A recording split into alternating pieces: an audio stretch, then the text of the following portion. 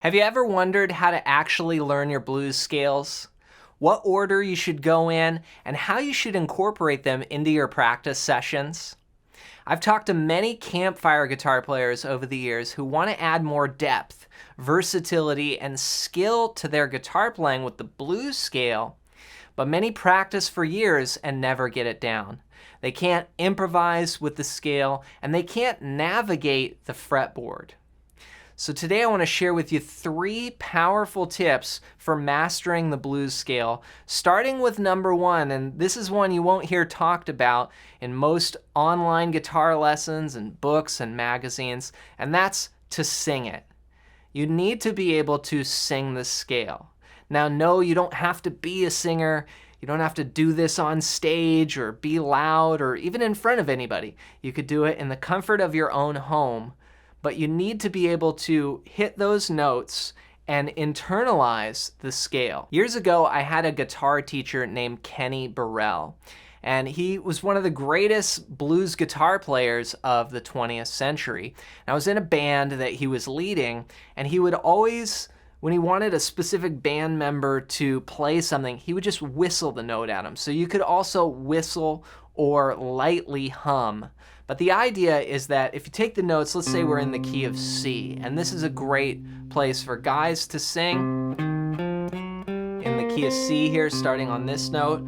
You know, female singers, you can try up here, 7 frets, on the note G.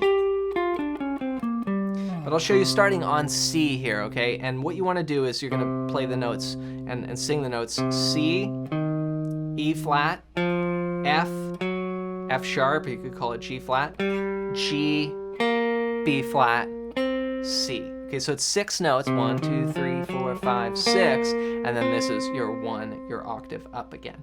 So if I whistled those notes, it would sound like this.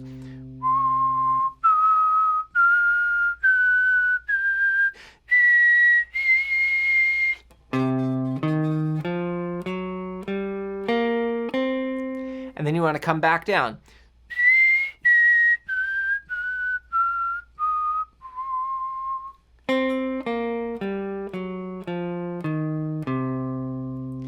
And what starts to happen is you get this pitch representation in your mind of the scale, and this is going to help you be able to identify it in songs and also be able to know what you're going to play is going to work and how it's going to sound before you play it. So for example, if I just like whistle a lick like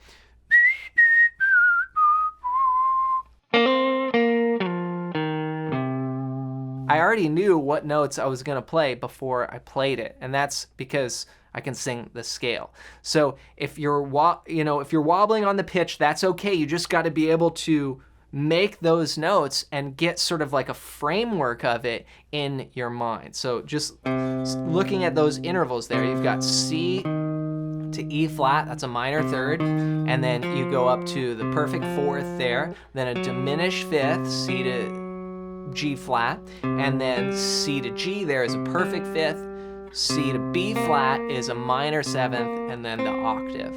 So you sing up the scale, then you sing back down, and you get real familiar with that tonality, and all those notes together. That way you can internalize this and pick it up in your favorite songs. So this leads us now to point number 2, which is to see the neck as one big landscape. So if you're looking at the neck and you're thinking boxes, then you haven't yet unlocked the neck as one big framework. That's all it is it's just one big pattern. And you can see this with guitar players, like if they're playing a blues, and then maybe they know, they know maybe the open position, and then they go up here. And that's great. Those are 2 important areas of the fretboard, but rarely will you hear and see guitar players going like this.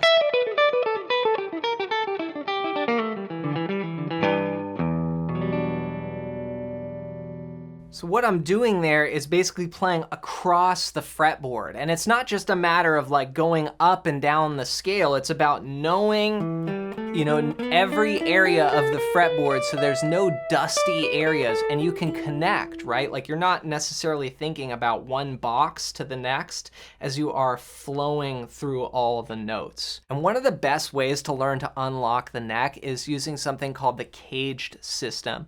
And this uses just 5 easy chords to unlock the neck. I teach a lot about this in my program, Essential Cage Guitar System.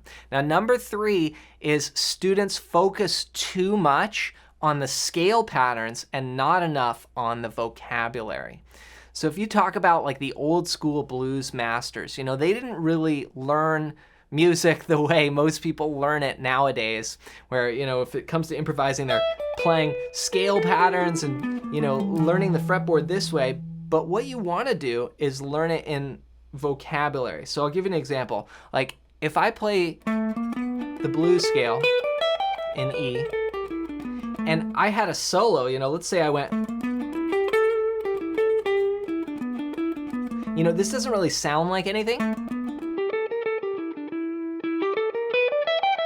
That just sounds like I'm going up and down a scale. I actually have a name for it. I call it fretboard diarrhea.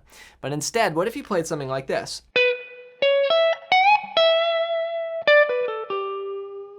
Now that sounds a lot more musical to me, or, right? Just simple ideas, but one sounds like it's just sort of projecting patterns, and the other sounds like it's saying something. And a lot of times players just think that if they learn the scales or whatever, that they'll be there, but they often find out that their solos lack real fire.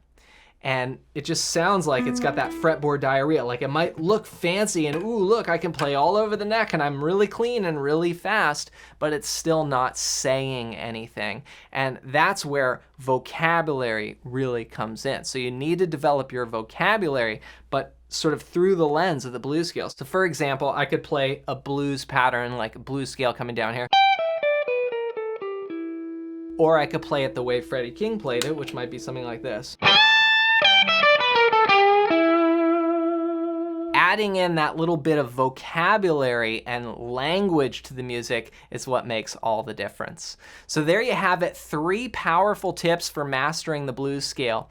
If you've struggled to get this down so you can play screaming solos just like all the old school blues masters, then go to johnmcclennan.com/blues-scales and get your hands on my free blues scale PDF guide. This is going to show you the patterns that I use to map out the fretboard so you can start playing just like all these old school blues players. Again, it's completely for free. Go to johnmcclennan.com/blues-scales and grab that now. As always, thanks for watching, and if you enjoyed this video, you might like this one next.